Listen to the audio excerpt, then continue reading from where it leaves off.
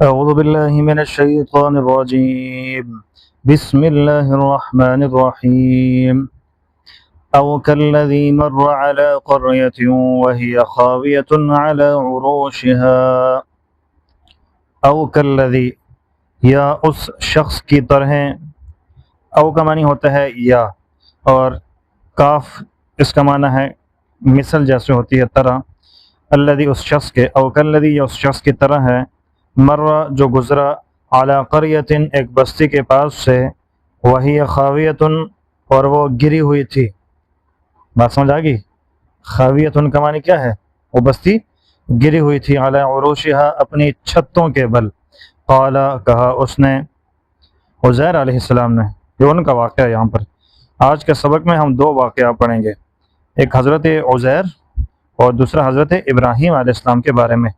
پہلا یہ جو واقعہ ہے انشاءاللہ تفسیر کے اندر بھی آئے گا، یہ حضرت عزیر علیہ السلام کے بارے میں ہے۔ تو انہوں نے کہا انا یحیی ہذہ اللہ، کس طرح آباد کرے گا اس کو اللہ تعالی، بعد موتہا اس کے تباہ ہو جانے کے بعد، فاماتہ اللہ، بس اس کو اللہ تعالی نے موت میں رکھ دیا، ٹھیک ہے، موت دے دی، اللہ نے موت میں رکھا، 100 عام 100 سال، ثم بعثہ پھر اس کو زندہ کیا، قال فرمایا، کم لبثت کتنا عرصہ تم مرے رہے ہو، قال کہا اس نے، لبثت یوما او بعض یوم، کیا کہا میں کتنا عرصہ ٹھہرا رہا ہوں، ایک دن یا ایک دن کا بھی کچھ حصہ، قال فرمایا رب تعالی نے، بل لبثت بلکہ تو مرا رہا ہے، 100 عام 100 سال تک، فانظر الی طعامک پس دیکھ تو اپنے کھانے کی طرف، وشرابک اور اپنے پینے کی چیز کی طرف، لم یتسنہ کہ وہ متغیر نہیں ہوئی ہے، ٹھیک ہے نا، خراب نہیں ہوئی ہے، وہ ٹھیک ٹھاک ہے، وانظر الی حمارک اور اب دیکھ اپنے گدھے کی طرف، ولنجعلک آیۃ تاکہ ہم بنائیں آپ کو کیا چیز، ہم آپ کو نشانی بنائیں، للناس لوگوں کے لیے، وانظر الی العظام اور دیکھ ہڈیوں کی طرف، کیف ننشزها کیسے ہم ان کو جوڑتے ہیں، ثم نکسوها لحما پھر ہم چڑھاتے ہیں ان ہڈیوں پر گوشت، فلما تبین له پس جب اچھی طرح واضح ہوئی حقیقت ان کے سامنے، تبینہ واضح ہو چکی، لہو ان کے سامنے حقیقت، قال تو کہا اس نے، اعلم میں جانتا ہوں، ان اللہ بے شک اللہ تعالی علی کل شیء قدیر ہر چیز پر قادر ہے۔ اور دوسرا واقعہ یہاں سے شروع ہو رہا ہے، وَإِذْ قَالَ إِبْرَاهِيمُ اور جس وقت فرمایا ابراہیم علیہ السلام نے، رب ارینی اے میرے رب تو مجھے دکھا، کیف تحیی الموتى کس طرح تو زندہ کرے گا مردوں کو، قال فرمایا اللہ تعالی نے، اولم تؤمن کیا تو ایمان نہیں لایا، ابراہیم علیہ السلام کو اللہ نے کہا ایمان نہیں لائے ہو، قال بلا فرمایا ہاں ایمان لایا ہوں، ولکن لیطمئن قلبی اور لیکن تاکہ میرا دل مطمئن ہو جائے، ایمان تو ہے یا اللہ، حضرت ابراہیم نے کہا ایمان تو ہے لیکن مزید میرا دل مطمئن ہو جائے گا، قال اللہ تعالیٰ نے فرمایا، فخذ 4 من الطیر پکڑ لے جی 4 پرندے، فصرہن الیک پھر ان کو مانوس کر لے اپنے ساتھ، ثم اجعل پھر رکھ دے تو، علی کل جبل منہن ہر پہاڑ پر ان میں سے، ہر پہاڑ کے اوپر رکھ دے، جزءاً ایک حصہ، ثم ادعوہن پھر تم ان کو بلاؤ، یأتینک سایہ آئیں گے تیرے پاس دوڑتے ہوئے، وعلم اور تو جان لے، ان اللہ عزیز حکیم بے شک اللہ تعالی غالب ہے حکمت والا ہے، صدق اللہ العظیم۔ اس سے پہلی آیات میں اللہ تبارک و تعالی نے حضرت ابراہیم علیہ السلام اور نمرود ابن کنعان کا مکالمہ بیان فرمایا، اور آج کی آیات میں اللہ تعالی نے 2 واقعے بیان فرمائے ہیں۔ پہلا واقعہ اس طرح ہے کہ ایک پہاڑ ہے، یہ پہاڑ سطح سمندر سے تقریباً 5000 فٹ بلندی کے اوپر ہے، اس پہاڑ پر ایک شہر تھا بیت المقدس، یہ شہر بڑا مشہور اور مرکزی تھا اور کافی آبادی بھی تھی اس کی۔ حضرت عزیر علیہ السلام اپنے ایک سفر میں اس کے پاس سے گزرے اور اس شہر کو بخت نصر، ایک ایرانی بڑا ظالم بادشاہ ہے، بڑا ظالم جابر بادشاہ تھا، حملہ کر کے اس نے تباہ و برباد کر دیا تھا۔ بات سمجھ میں آ گئی؟ اس شہر کو اس نے کیا کر دیا تھا؟ بخت نصر نے، میں نے کل کے سبق میں کہا تھا 2 مسلمان بادشاہ گزرے ہیں، سلیمان اور ذوالقرنین، اور 2 ظالم بادشاہ گزرے ہیں کافر، ایک نمرود اور دوسرا یہ بخت نصر. تو یہ بخت نصر نے بڑا شہر کے اندر تباہی مچائی. 40,000 علماء جو تورات کے حافظ تھے ان کو اس نے قتل کر دیا. یہ چونکہ یہ بخت نصر جو بادشاہ تھا یہ مجوسی تھا، اسی واسطے تورات کو اس نے ختم کر دیا. اس وقت تورات چل رہی تھی، تورات کے احکامات تھے. قتل و غارت کے بعد اس نے مکان بھی گرا دیے، بالکل کھنڈرات بن گئے. حضرت عزیر علیہ السلام نے اس شہر کو بڑا آباد دیکھا تھا کہ پہلے تو بڑا آباد تھا لیکن اب جو ہے نا بڑا خراب ہو گیا ہے. یہ 31 مئی 1935 میں کوئٹہ کے اندر سخت زلزلہ آیا تھا، ہزاروں لوگ جو ہے نا اس میں فوت ہو گئے تھے. تو اب جو ہے نا ماشاءاللہ بڑا پھر دوبارہ بار رونق ہے. تو اب حضرت عزیر علیہ السلام نے دیکھا تو بالکل تباہ و برباد کھنڈرات بن چکا تھا. حضرت عزیر علیہ السلام اپنے گدے پر سوار تھے اور کھانے کے لیے ان کے پاس انجیر تھا اور کچھ پھلوں سے نکلا ہوا ان کے پاس کچھ نبیذ بھی ان کے پاس موجود تھا، جس کو جوس وغیرہ کا کوئی بھی نام دے دیں. جب وہاں سے گزرے اور شہر کی تباہی اور بربادی دیکھی تو حیرانگی ہوئی، تعجب کے ساتھ کہا کہ یہ شہر پھر آباد ہو سکتا ہے کیا؟ اللہ تعالیٰ اس کو پھر آباد کرے گا اور کس طرح کرے گا؟ تو اللہ تعالیٰ نے حضرت عزیر علیہ السلام کو وفات فرما دیا. وہ تقریباً 100 سال اسی حالت میں رہے مرے ہوئے. اللہ تعالیٰ کی قدرت کے ان کے پاس جو انجیر کا جوس تھا وہ 100 سال تک خراب نہیں ہوا، حالانکہ جلد خراب ہونے والوں میں سے ہے.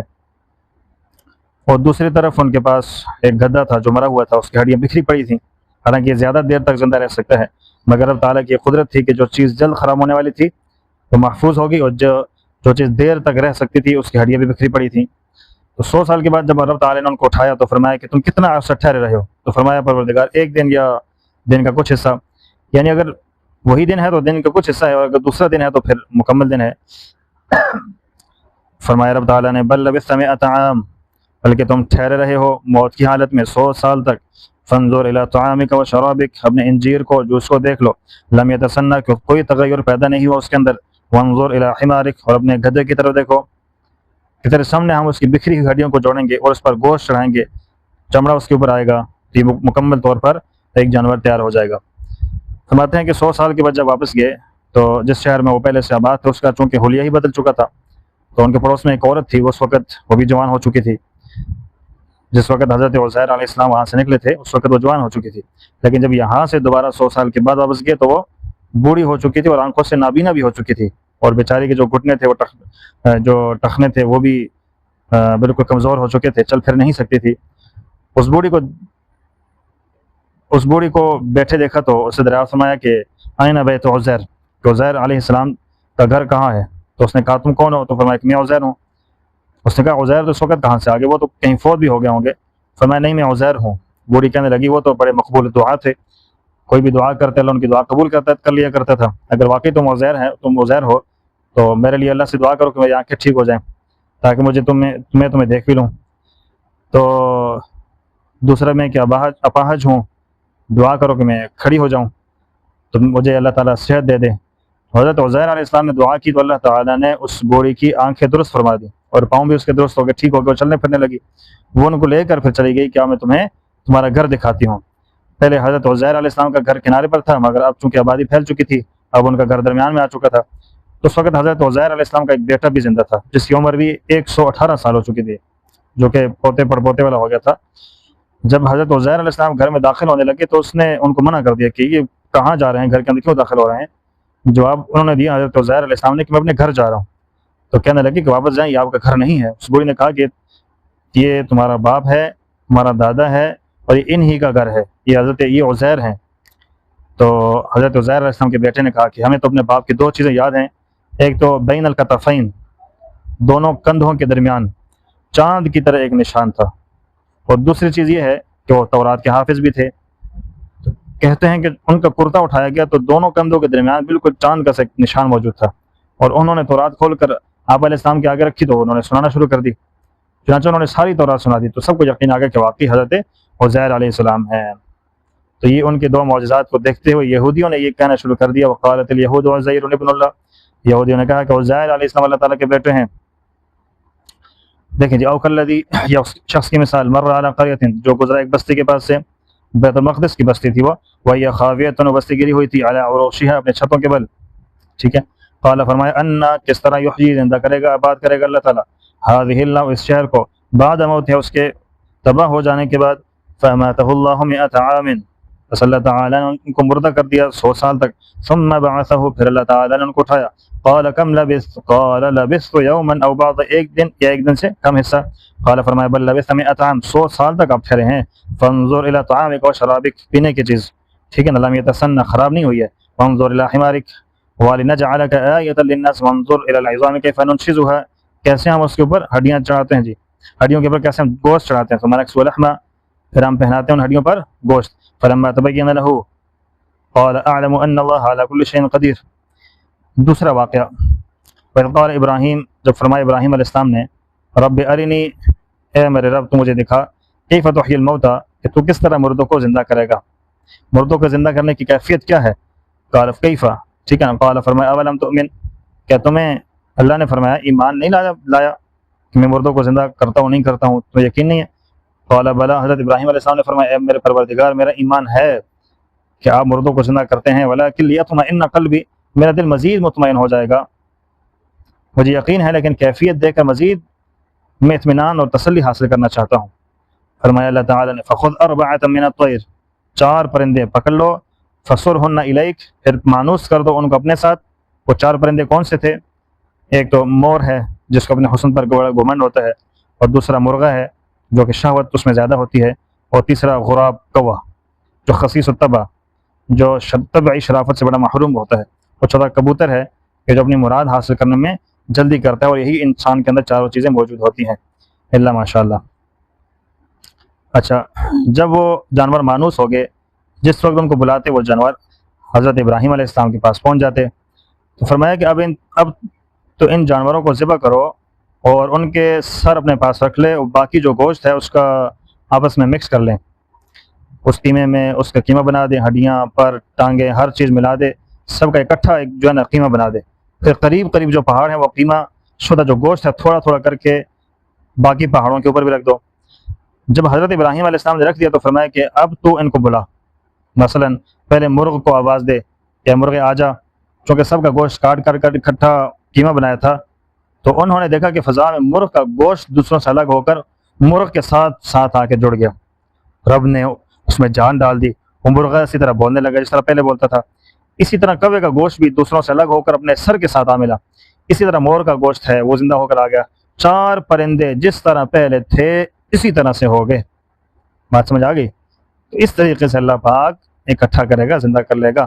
فرمایا اللہ تعالیٰ نے فخذ اربعۃ من الطیر، ابراہیم پس تو پکڑ 4 پرندوں کو، فصرہن الیک، ان کو اپنی طرف مانوس کر دے. ثم اجعل علی کل جبل منہن، پھر ذبح کر کے ان کو رکھ دے آس پاس کے تمام پہاڑیوں پر ان کے ٹکڑے رکھ دے. ثم ادعوہن، پھر تو ان کو بلا، یاتینک سایہ، وہ زندہ ہو کر تیرے پاس دوڑتے ہوئے آئیں گے.